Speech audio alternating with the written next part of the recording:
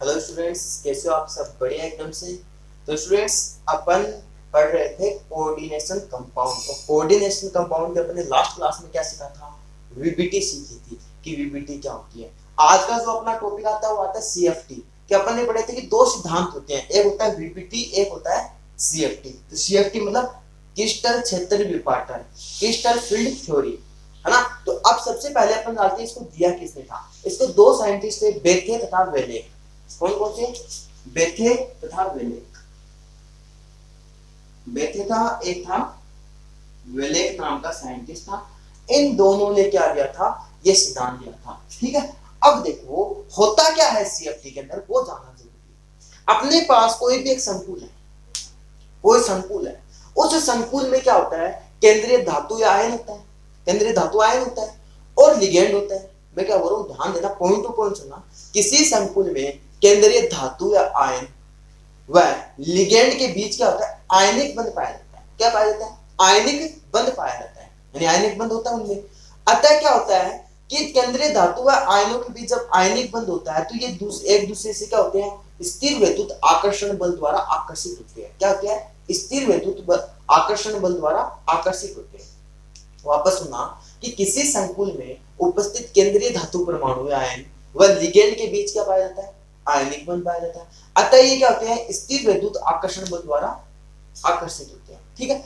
अब सुनो मेरी बात कि लिगेंड होता है, अगर मानो आप, मैं बोल रहा हूं कि आकर्षण बल पाया जाता है। अब सुनो मेरी बात, क्या कि अगर मानो अपने पास कोई लिगेंड है, वो ऋणायन है, यानी ऋणावेशित लिगेंड है। और जब ऋणावेशित लिगेंड होता है तो क्या होता है कि केंद्रीय धातु आयन की ओर वो क्या होता है? स्थिर विद्युत आकर्षण बल द्वारा आकर्षित होता है। अब आपने बोला कि सर ऋणावेशित लिगेंड होता है तो ठीक है, अगर उदासीन लिगेंड आ जाए तब?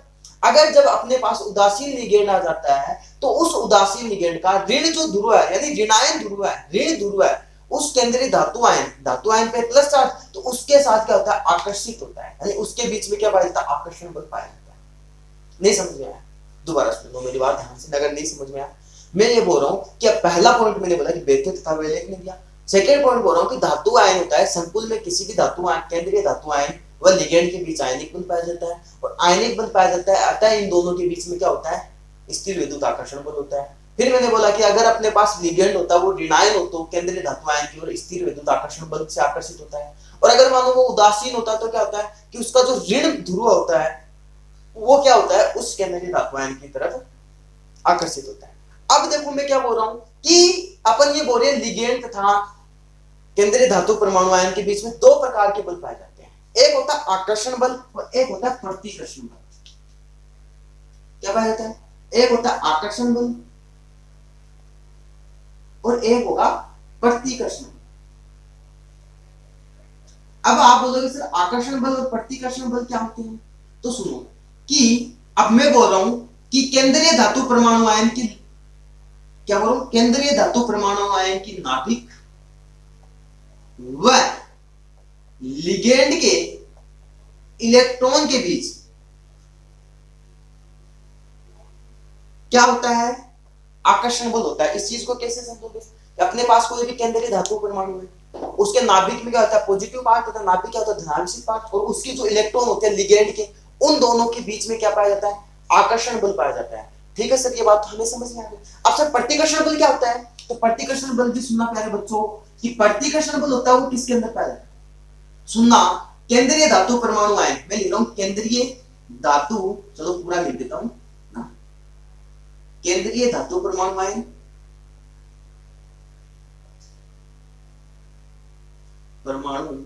आयन व लिगेंड के इलेक्ट्रॉन की, केंद्रीय धातु परमाणु आयन के इलेक्ट्रॉन व लिगेंड के इलेक्ट्रॉन के बीच प्रतिकर्षण बल पाया जाता है। अब सुनो मेरी बात, इस पॉइंट को समझना बहुत जरूरी है। यही आपको आगे ये सीएफटी समझाएगा। ये पॉइंट ही आपको आगे सीएफटी की व्याख्या करेगा। कैसे सर? तो सुनो मैं क्या बोल रहा हूं, मैं आपको एक बात बोल रहा हूं कि केंद्रीय धातु परमाणु आयन के इलेक्ट्रॉन व लिगेंड के इलेक्ट्रॉन के बीच में क्या पाया जाता है? प्रतिकर्षण बल पाया जाता है। और ये प्रतिकर्षण बल पाया जाएगा तो किस में ज्यादा पाया जाएगा?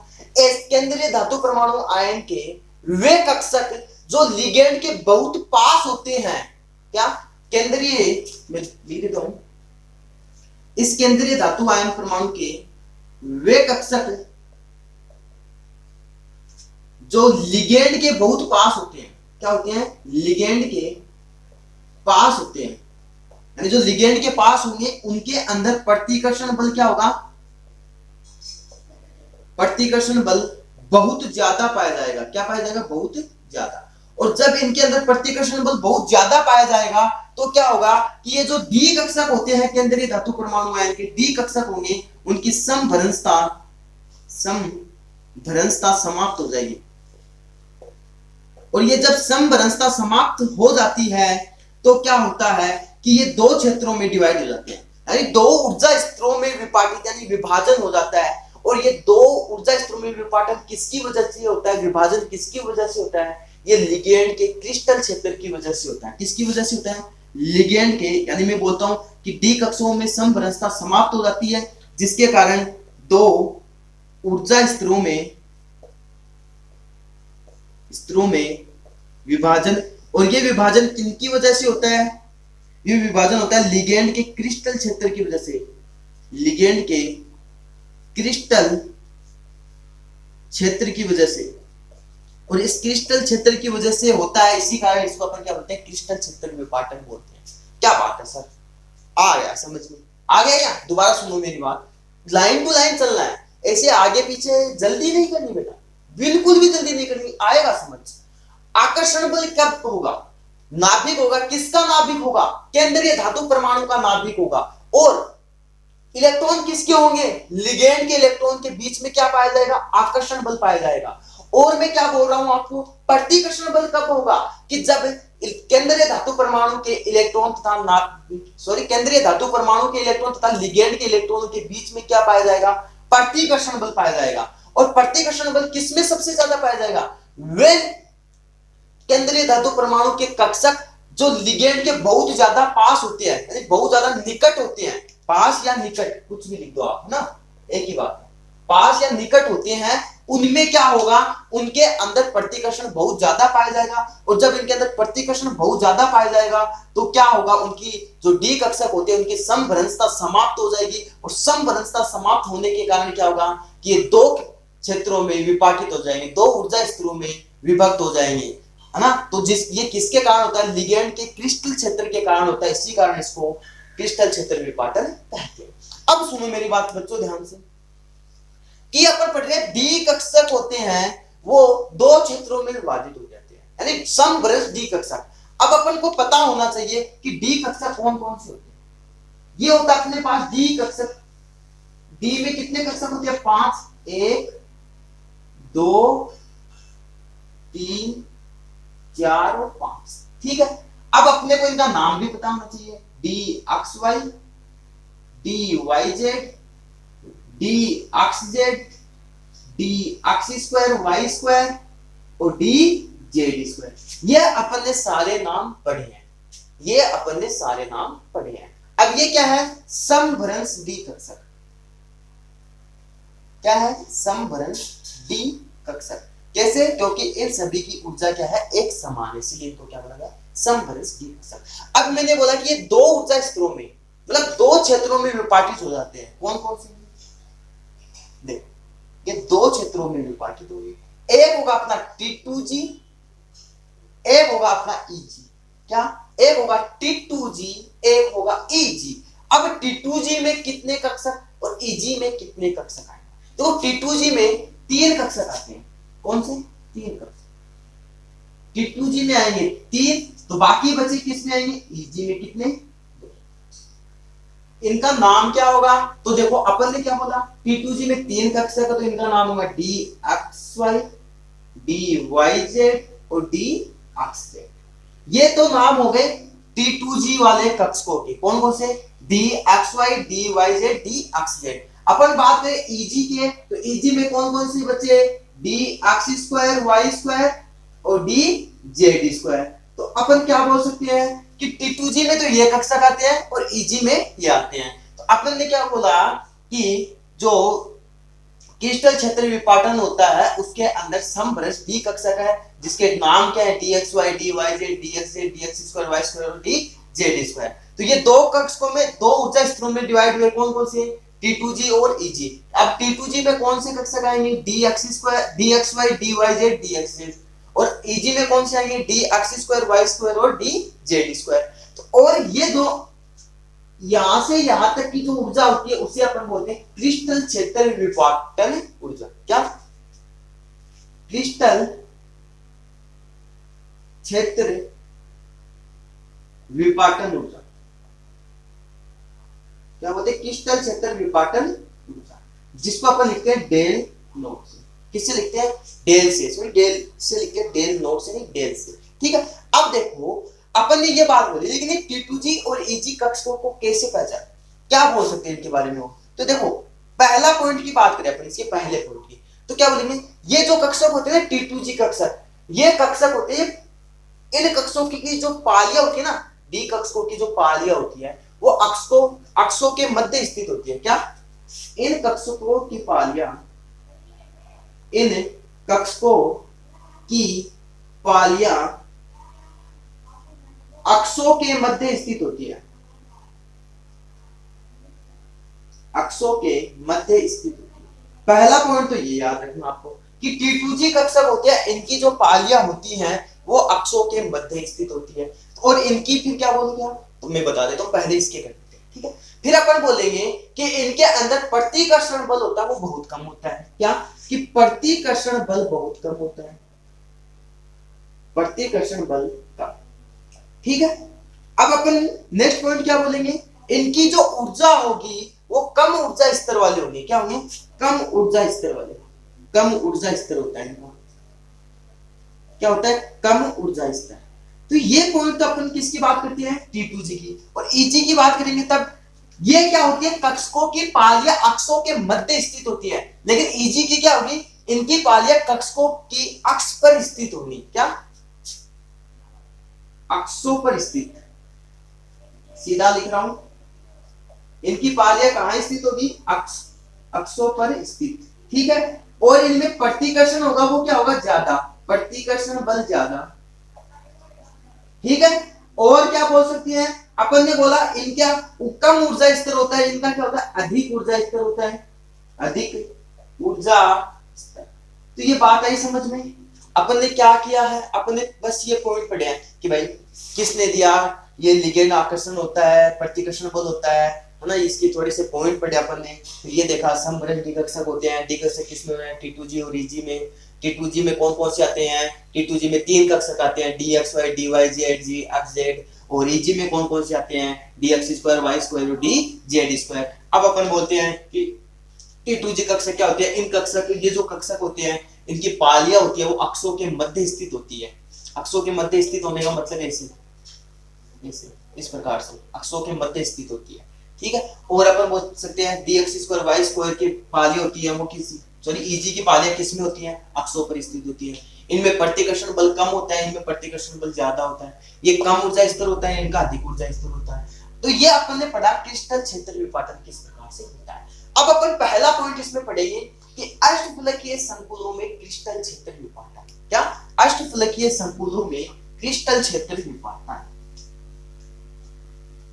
तो वो देखेंगे कि अष्टफलकीय संकुलों में किस प्रकार से क्रिस्टल क्षेत्र विपाटन होता है।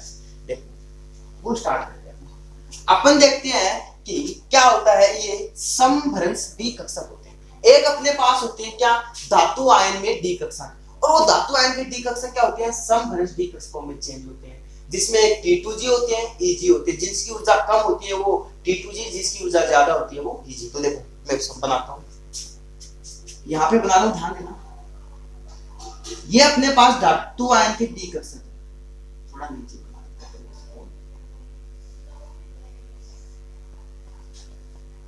1 2 3 4 5, ये कौन से हैं, इनके नाम DXY DYZ DXZ DX square Y square, और इसका क्या हो जाएगा DZ स्क्वायर। ये क्या है, धातु आयन में डी कक्षक। ठीक है, क्या, धातु आयन में डी कक्षक। अभी क्या होगा कि ये क्या होंगे, समभ्रंश होंगे। क्या होंगे, समभ्रंश। और जब ये समभ्रंश होंगे तो क्या होगा, इस प्रकार से आपको दिखा दूं।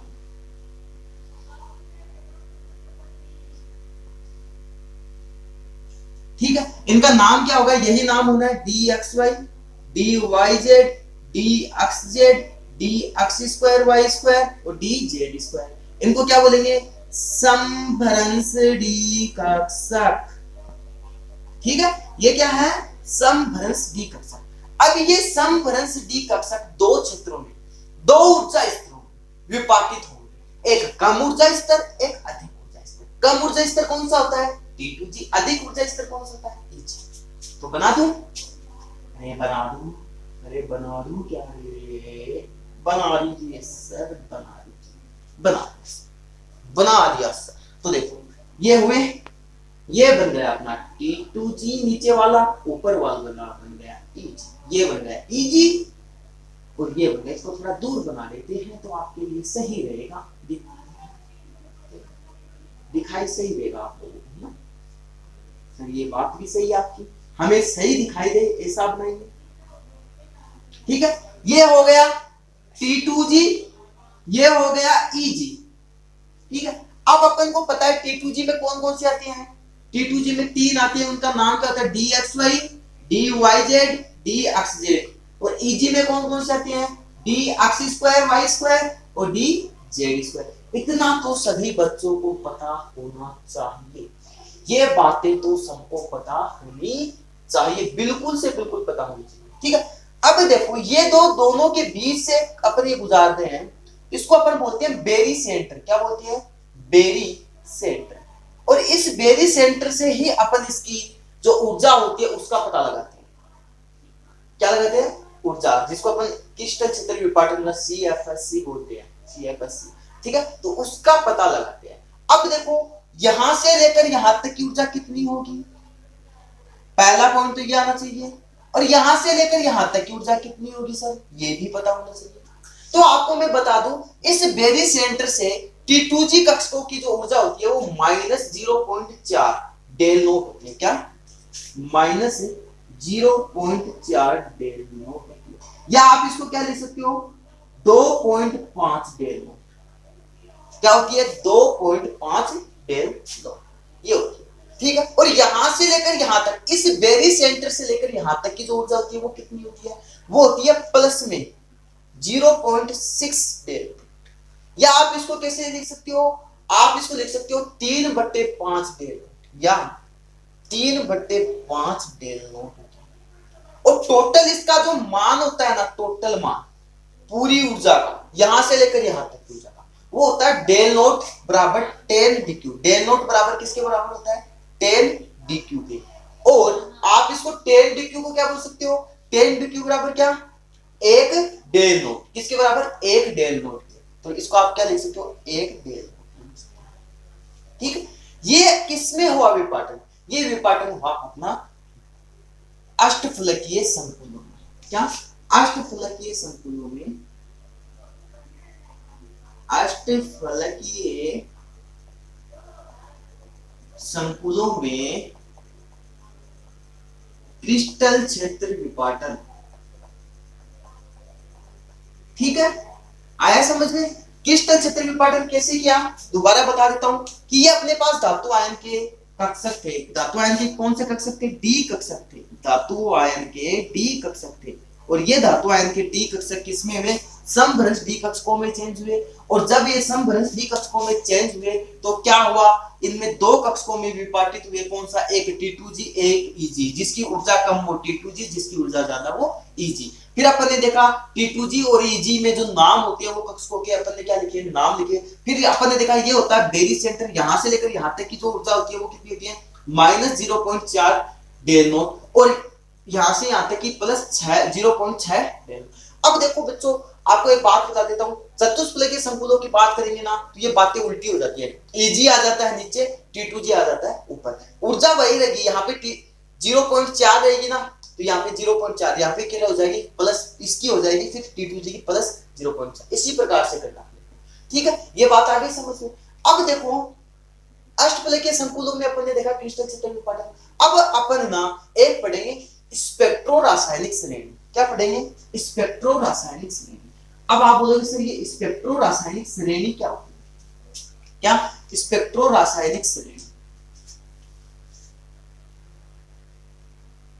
स्पेक्ट्रो रासायनिक श्रेणी, स्पेक्ट्रोकेमिकल सीरीज, ठीक है। अब ये होती क्या, पहले तो ये जानते हैं, फिर ये कैसे लिखी गई, कैसे बनाई गई।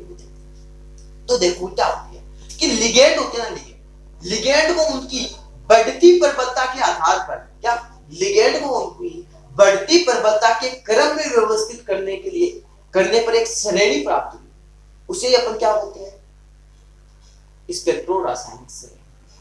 क्या बोल रहा हूं, लिगेंडों को उनकी बढ़ती प्रबलता के क्रम में व्यवस्थित करने पर एक श्रेणी प्राप्त हुई, क्या लिगेंडों को उनकी बढ़ती प्रबलता के क्रम में व्यवस्थित करने पर एक श्रेणी प्रकट हुई, उसी श्रेणी को अपन क्या बोलते हैं, स्पेक्ट्रो रासायनिक श्रेणी।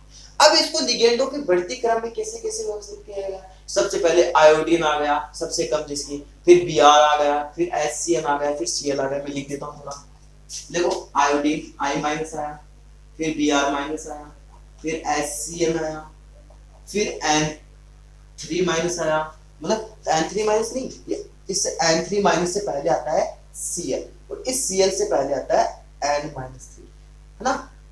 फिर अपना कौन आया, फिर इससे ज्यादा किसकी थी, इससे ज्यादा आती है अपनी NO3 की, किसकी, NO3 की, और इस NO3 से देखो आप याद कैसे रखो, पहले I-, फिर Br, फिर इससे ज्यादा HCl की, फिर इससे ज्यादा Cl- की, फिर इससे ज्यादा अपने N3- की या -3 की, फिर NO3- की, और फिर अपनी बात आती है इसके F की, फिर OH की, क्या F- की, फिर OH- की, फिर C2O4 2- की, है ना। फिर अपनी बात आती है, वो आती है क्या, C2O4 2-, इतने आए समझ में। फिर अपन बात करते हैं इसकी H2O की, किसकी, H2O की, फिर अपन बात करते हैं NCS की, फिर अपन बात करते हैं EDTA H क्या EDTA4- फिर H ना, फिर NH3, यानी H को अपन क्या लिखेंगे, H- लिगेंड है तो H- NH3 ये NH3 हो गया, इससे ज्यादा फिर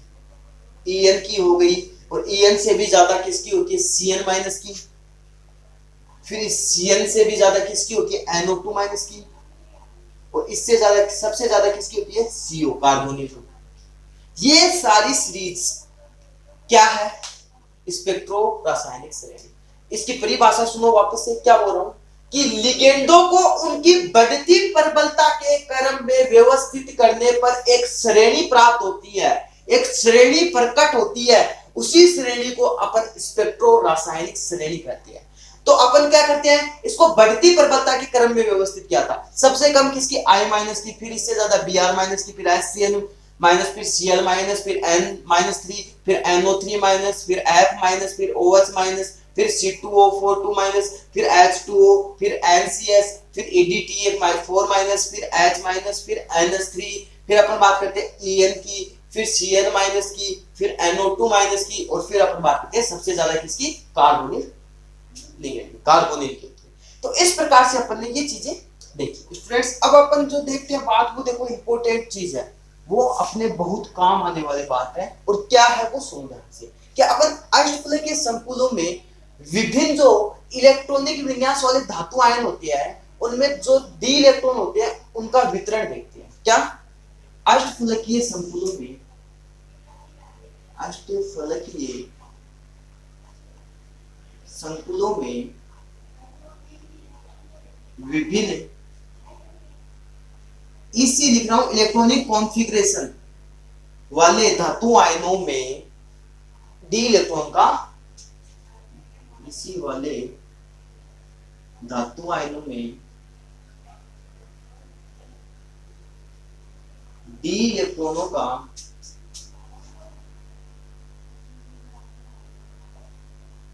वितरण।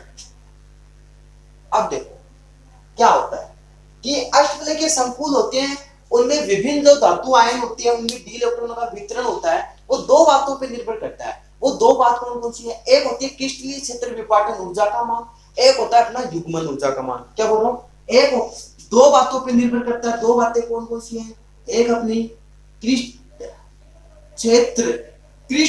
क्षेत्र विपाटन ऊर्जा यानी CFSE का मान यानी डेल, आप इसको डेल नॉट भी लिख सकते हो यानी डेल 0। ठीक है, सेकंड किस पे निर्भर करता है, युग्मन ऊर्जा पेयरिंग एनर्जी, जिसको आप क्या लिख सकते हो, आपको यहाँ पे पाई भी लिखा हुआ मिल सकता है, पीई भी लिखा हुआ मिल सकता है, या पी लिखा हुआ मिल सकता है। क्या पाई भी लिखा हुआ मिल सकता है, पी भी लिखा हुआ मिल सकता है, पीई लिखा हुआ मिल सकता है, या पी लिखा हुआ मिल सकता है।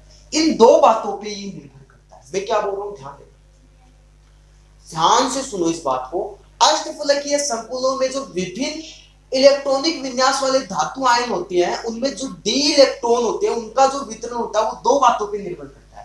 और वो दो बातें कौन कौन सी हैं, CFSE का मान, क्रिस्टल क्षेत्र विपाटन ऊर्जा का मान, और युग्मन ऊर्जा का मान। अब अपन इसमें दो स्थितियां करेंगे। दो स्थितियां क्या क्या, एक बार तो क्या हो, इस क्रिस्टल क्षेत्र विपाटन ऊर्जा का मान ज्यादा और इसका कम हो, और एक बार इसका मान ज्यादा और इसका कम हो। दो बातें होती हैं। तो देखो मैं स्थिति लगा रहा हूं, ध्यान देना, स्थितियां डिनोट कर रहा हूं। इन्हीं स्थितियों के आधार पर अपने को बहुत चीजें समझ में आएंगी। पहला पॉइंट क्या कर रहा हूं मैं स्टूडेंट्स, पहला पॉइंट कर रहा हूं मैं, डेल नोट का मान पीई से ज्यादा है। स्थिति फर्स्ट है, क्या है, डेल नोट का मान पीई से ज्यादा है। आप क्या बोलोगे, अगर ऐसी स्थिति होती है तो इसमें क्या होता है, परबल लिगेंड होगा, इलेक्ट्रॉनों का युग्मन होगा और निम्न चक्रण संकुल होगा। क्या, तीन बातें बोल रहा हूं, परबल लिगेंड होगा, याद रखना है आपको, परबल लिगेंड। सेकेंड बात क्या बोला मैंने, पहली बात बोली मैंने परबल लिगेंड होता है, सेकंड बोला मैंने इलेक्ट्रॉनों का युग्मन होगा। अगर परबल लिगेंड होता है तो अपन क्या बोलते हैं, इलेक्ट्रॉनों का युग्मन होगा। ये बात तो अपन ने वीबीटी में भी देखी थी, इलेक्ट्रॉनों का युग्मन होगा। सेकंड अपन ने क्या बोला, अपन ने नेक्स्ट पॉइंट बोला कि निम्न चक्रण संकुल होगा। क्या होगा, निम्न चक्रण।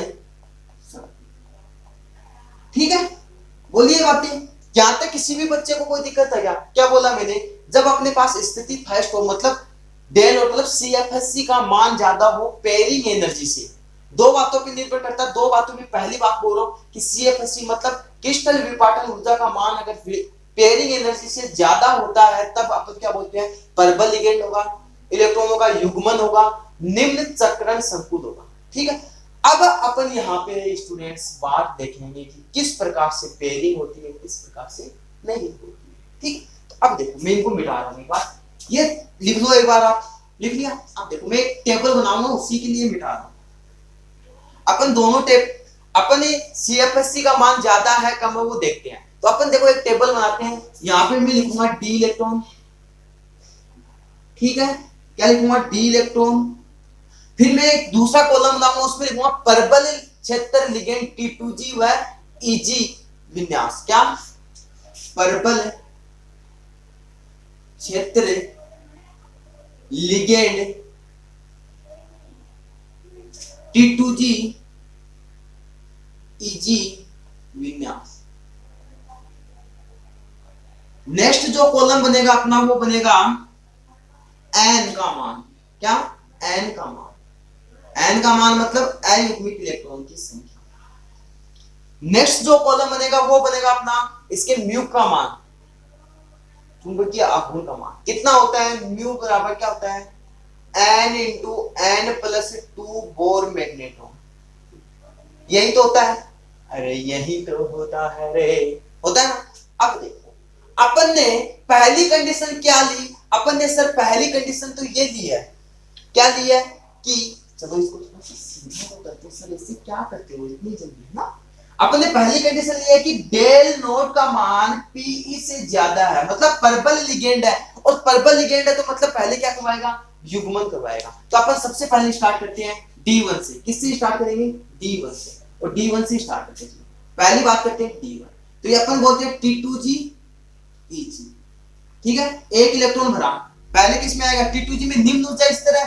अष्टफलकीय संकुलों में क्या होता है, निम्न ऊर्जा स्तर कौन सा होता है? ये तो सबसे पहले इलेक्ट्रॉन किस में आएगा? निम्न ऊर्जा स्तर में। मैं एक बार ये विन्यास लिख देता हूं, फिर अपन एन का मान तो फटाफट निकाल लेंगे। फिर अपन बात करते हैं T2 की, तो क्या करोगे? T2G और Eg, कितने इलेक्ट्रॉन है T2G में? 2, Eg में 0। फिर अपन बात करते हैं D3 की, T2G और Eg, T2G में कितने? 3 और Eg में कितने? 0। फिर अपन बात करते हैं D4 की। अब स्टूडेंट्स बताइए मेरे को, क्या यहाँ पे पेयरिंग होगी? मैं क्या बोल रहा हूं, ऐसे है, अरे ऐसे है, ये कैसे है सर? ऐसे, ये T2G है, ये Eg है।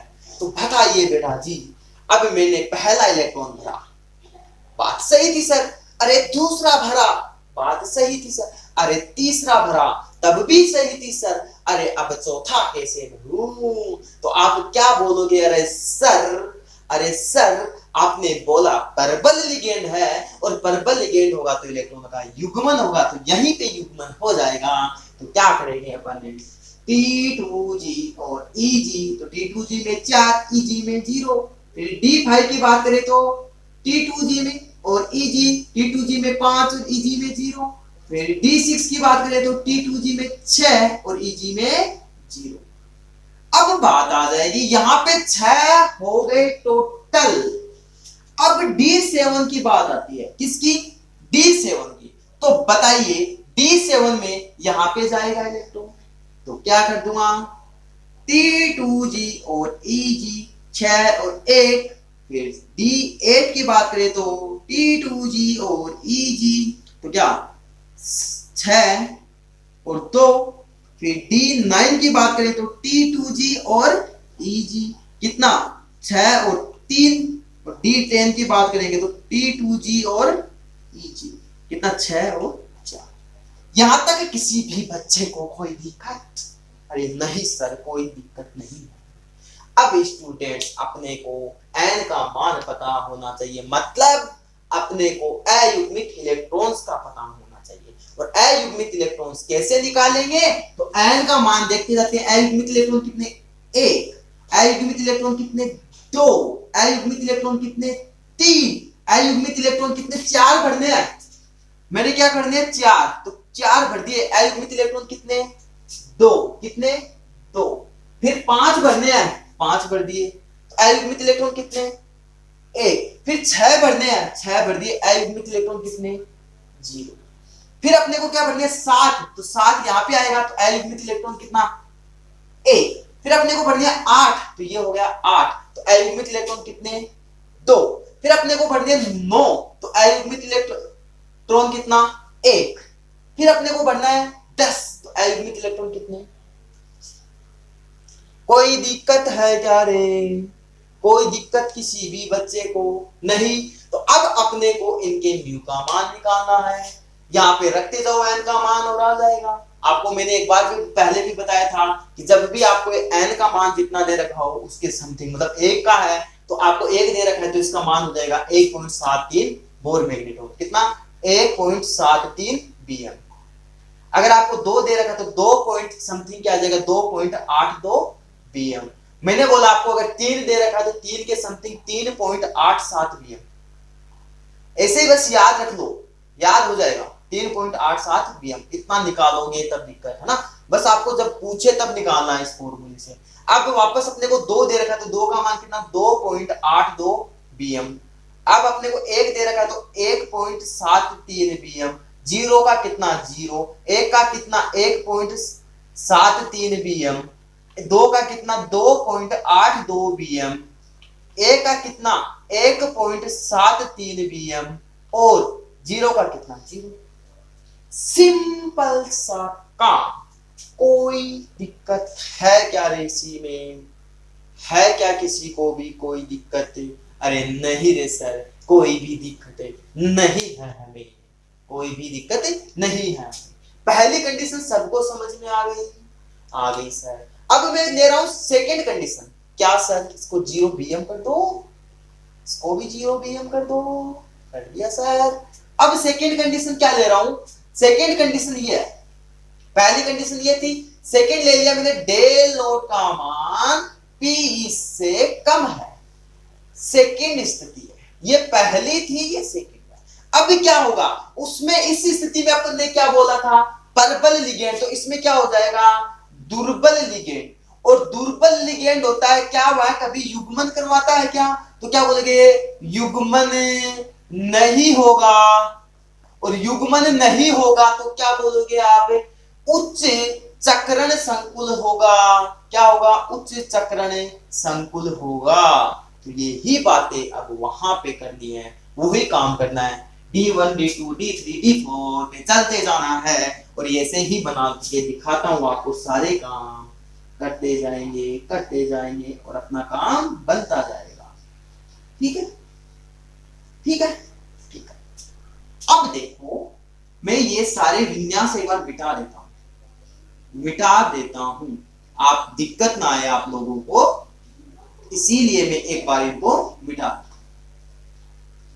इनके विन्यास, क्योंकि ये अपने को अब चेंज हो जाएगा। विन्यास होगा कि नहीं होगा, जी सर, अब ये चेंज हो जाएगा जेंटलमैन। कैसे, अपन ने दुर्बल लिगेंड, मतलब अपने ने क्या किया, पेयरिंग एनर्जी का मान होगा वो CFSC से ज्यादा होगा, क्रिस्टल क्षेत्र विपाटन ऊर्जा से क्या होगा, यानी क्रिस्टल क्षेत्र विपाटन ऊर्जा से क्या होगा, crystal field sublimation energy, crystal क्षेत्र विपाटन ऊर्जा से क्या है, ज्यादा है। तब क्या होगा, ये दुर्बल लिगेंड, तो दुर्बल लिगेंड होगा तो युग्मन नहीं होगा। तो देखो, पहला इलेक्ट्रॉन भर रहा हूं, ये इलेक्ट्रॉन एक भरा, T2G में एक आया है, ये क्या होता है, T2G निम्न ऊर्जा स्तर, ये क्या है, Eg।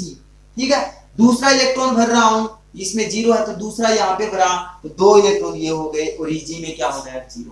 तीसरा भरा मैंने ऐसे, तो तीसरा इसमें आ जाएगा ऐसे, ये 0। चौथा इलेक्ट्रॉन भरा, अब मेरे को बताइए क्या यहाँ पे युग्मन करवाऊंगा मैं, तो आप बोलोगे अरे नहीं सर, ऐसी गलती मत कर देना, क्योंकि अपनी कंडीशन चेंज हो चुकी है, अपने पास दुर्बल लिगेंड है, और दुर्बल लिगेंड कभी पेयरिंग नहीं करवाता है सर। तो क्या करेंगे अपन, ये इलेक्ट्रॉन यहाँ पर, तो ये इलेक्ट्रॉन यहाँ पे, तो T2G में कितने, 3, और Eg में कितना, 1। फिर अपनी बात करते हैं D5 की, तो T2G में तो 3 और Eg में कितना, 2, तो ये हो गए D5।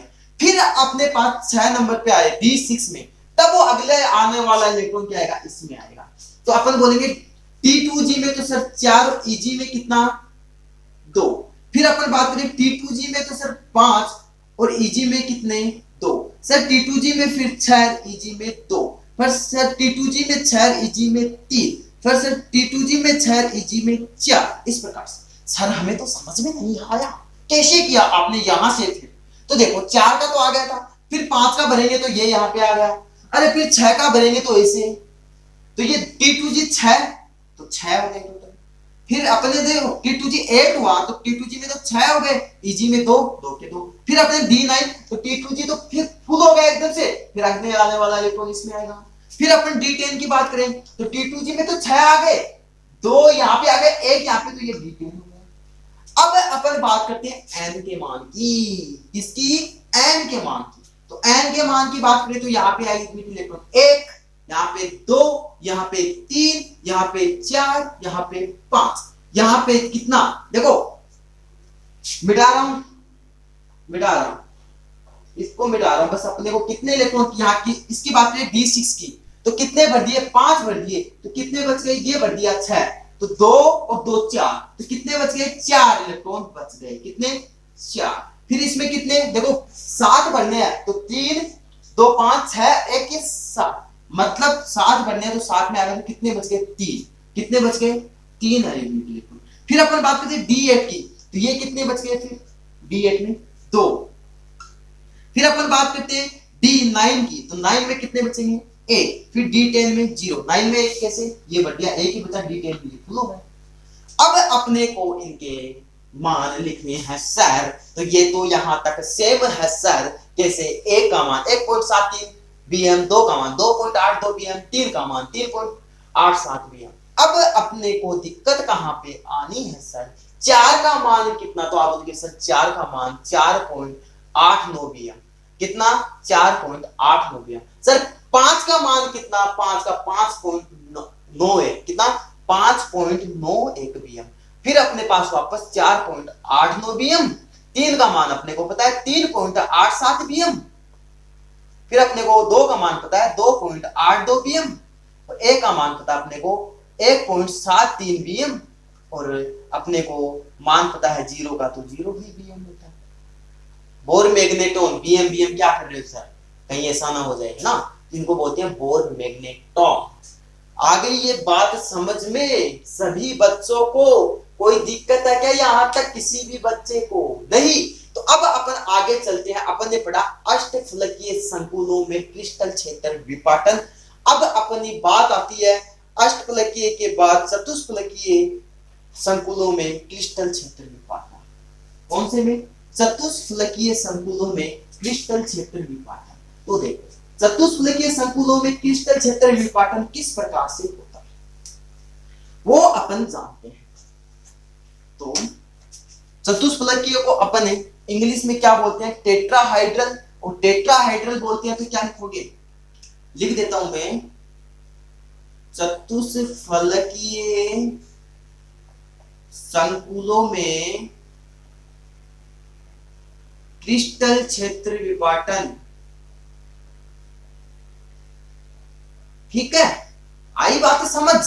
जी सर, समझ में हाय। अब वही काम करना है क्या कि धातु आयन के डी कक्षक लीजिए sir, 1 2 3 4 5 d x y d y z d x z d x square y square d z square. ये क्या है?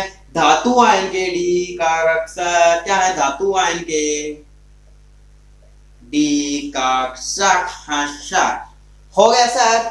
जी सर, हो गया। अब अपने को क्या करना है? इनके समभ्रंश डी कक्षक बनाने हैं। ये बना दिए सर, 1 2 3 4 5।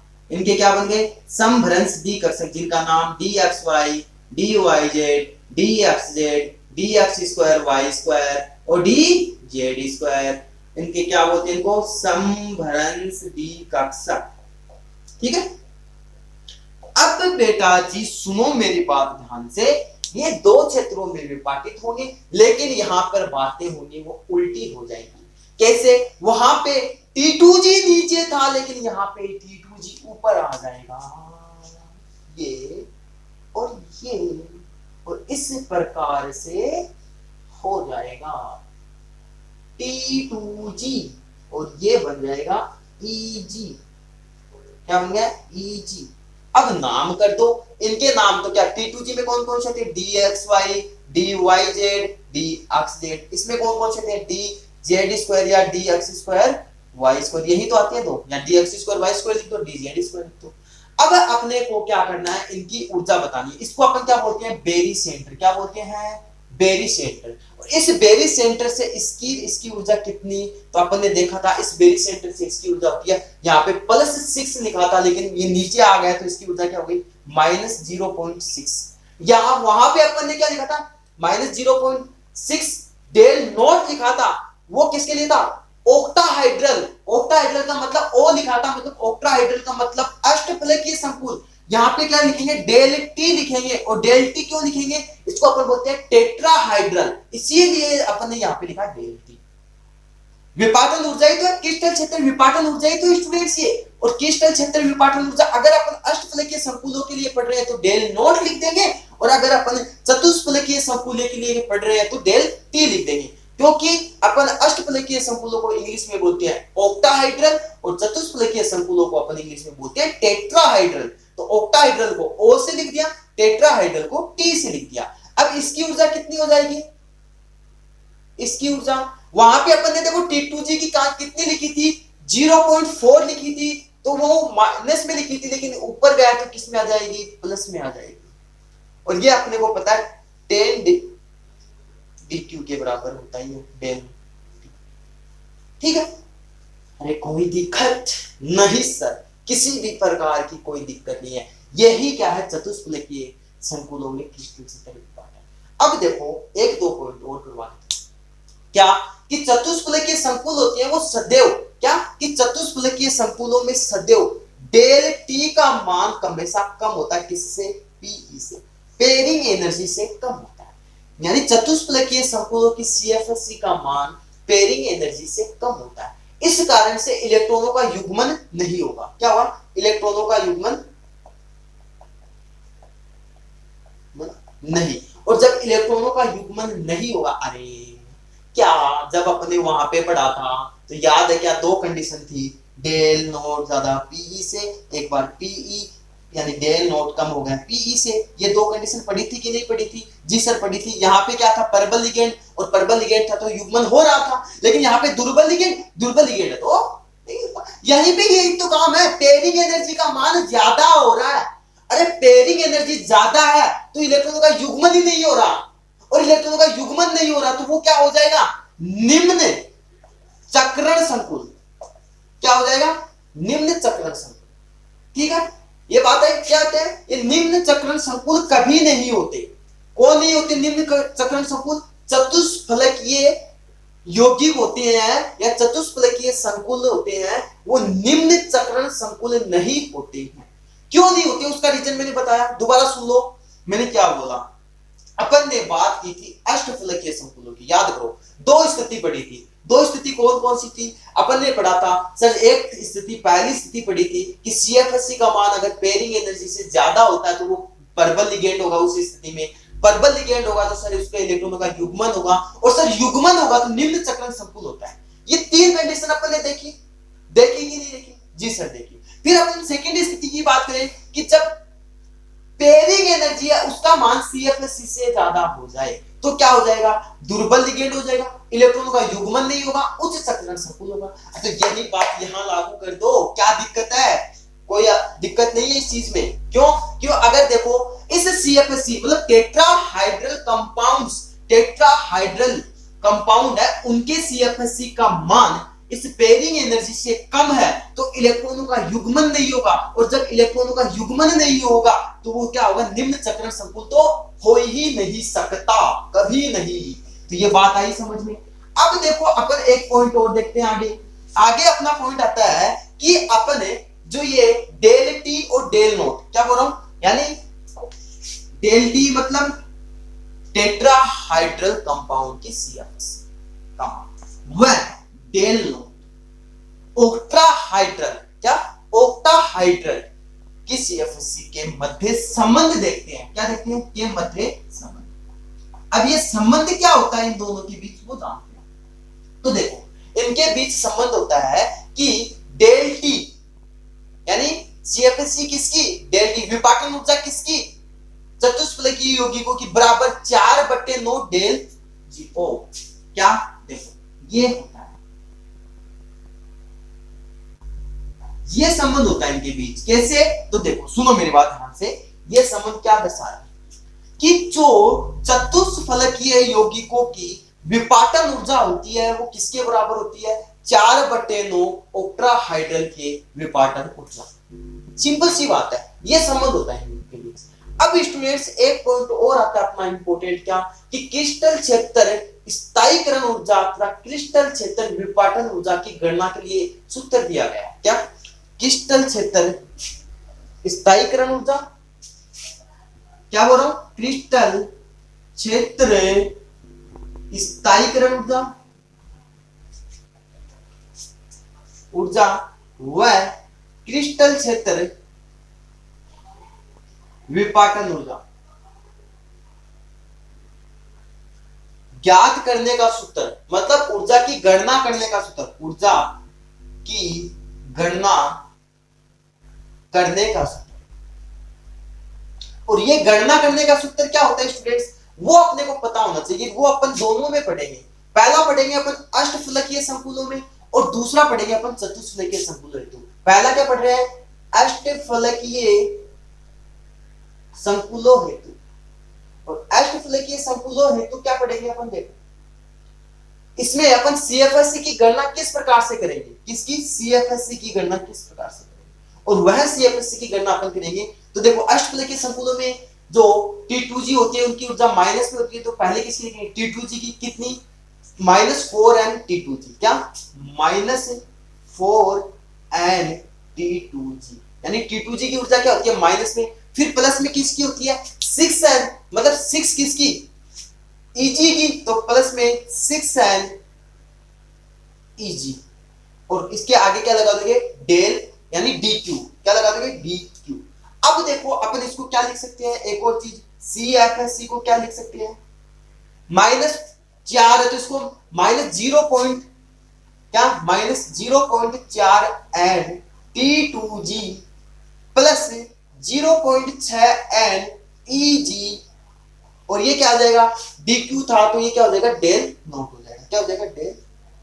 यहां तक किसी को दिक्कत है क्या, नहीं है। अब अपन बात करें सेकंड चतुष्फलकीय की। चतुष्फलकीय संकुलों हेतु, और चतुष्फलकीय संकुलों हेतु क्या करेंगे, वही करना करनी अपने CFSC की, और यहां पे क्या हो जाएगा उल्टा हो जाएगा। यहां पे माइनस किसकी थी, Eg की कितनी थी -6n Eg, -6n क्या Eg, और प्लस में क्या 4n T2G और dq, यही तो था। अरे उल्टा नहीं हो गया था क्या, तो इसको अपन क्या लिख सकते हैं, अथवा में दूसरा क्या लिख सकते हैं लगाकर कि CFSC बराबर, इसको क्या कर देंगे -0.6n Eg plus 0.4n T2G, और ये हो जाएगा डेल टी, टेट्राहेड्रल के लिए क्या आ जाएगा डेल टी। यहां पे मैं बार बार एक बात लिख रहा हूं एन, क्या लिख रहा हूं एन। ये एन क्या होता है, इंगित कक्षकों में इलेक्ट्रॉन की संख्या, कि कौन सा कक्षक आपको पूछ रहा है उसकी संख्या, इंगित कक्षकों में इलेक्ट्रॉन की संख्या क्या होती है, ये एन का मान, ये जो एन है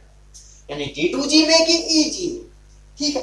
तो आया क्या क्यों समझ, देखो अपन ने पढ़ा आज की क्लास में क्रिस्टल विपाटन ऊर्जा, उसके लिए अपन ने जाना कि किसने दिया, किस प्रकार से लिगेंड और उनके बीच आकर्षण बल होता है, कैसे प्रतिकर्षण बल बताया, समभ्रंश द्विकक्षक देखा अपन, इनका विपाटन देखा।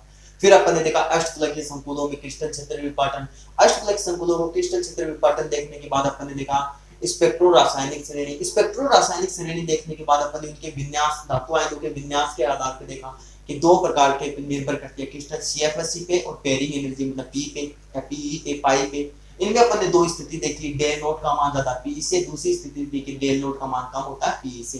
फिर अपन ने देखा चतुष्फलकीय यौगिकों में क्रिस्टल क्षेत्र विपाटन किस प्रकार से होता है, और फिर अपन ने इनका देखा कि चतुष्फलकीय संकुल होते हैं वो सदैव क्या होता है कि डेल, उनमें सदैव डेल टी का मान होता है वो कम होता है पेयरिंग एनर्जी से, और पेयरिंग एनर्जी से कम होता है तो इलेक्ट्रॉनों का युग्मन नहीं होता, और जब इलेक्ट्रॉनों का युग्मन नहीं होगा तभी तो वो निम्न चक्रण संकुल नहीं होते हैं। और इनका फिर अपन ने देखा डेल टी और डेल नोट के मध्य संबंध, डेल टी और डेल नोट के मध्य संबंध क्या होता है 4/9 डेल नोट होता है, डेल टी बराबर 4/9 डेल नोट होता है। फिर अपन ने देखा क्रिस्टल क्षेत्र स्थायीकरण ऊर्जा, और अपन ने देखा क्रिस्टल क्षेत्र विपाटन ऊर्जा, इन दोनों की गणना है तो सूत्र देखा CFSC। पहले अपन ने देखा अष्टफलकीय संकुलों के लिए, तो अष्टफलकीय संकुलों में क्या होता है अपन ने जैसे पढ़ा उसके अनुसार चलते हैं, पहले T2G आता है फिर Eg आता है, तो अपन ने बोला कि -4n T2G plus 6n Eg है ना, क्या -4n T2G plus 6n Eg dq, फिर dq को हटा के क्या कर दिया अपन ने डेल नोट में, तो क्या हो गया 0.4n T2G plus 0.6n Eg del note. फिर अपन ने देखा चतुष्फलकीय यौगिकों में यानी चतुष्फलकीय संकुलों में क्या देखा कि T2G वो Eg होता है वो नीचे आ जाता है, T2G होता है वो ऊपर चला जाता है, जिससे जो Eg की जो ऊर्जा होती है विपाटन ऊर्जा क्या आती है वो 0.6 होती है, तो यहाँ पे क्या लिखा -6n Eg plus 4n T2G dq। फिर अपन इसको कैसे लिख सकते हैं -0.6n Eg plus 0.4n T2G del T का मतलब टेट्राहाइड्रल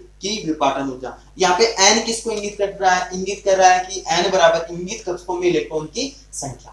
तो स्टूडेंट्स आज की क्लास में अगर आपको इस CFT में किसी भी प्रकार की कोई दिक्कत हो तो वो पूछ सकता है ना, क्योंकि ये इंपॉर्टेंट है, यहाँ से क्वेश्चन आएगा CFT और VBT से एक क्वेश्चन पक्का पूछा जाएगा, और इसमें अगर आपको दिक्कत हो तो वो पूछ सकता है।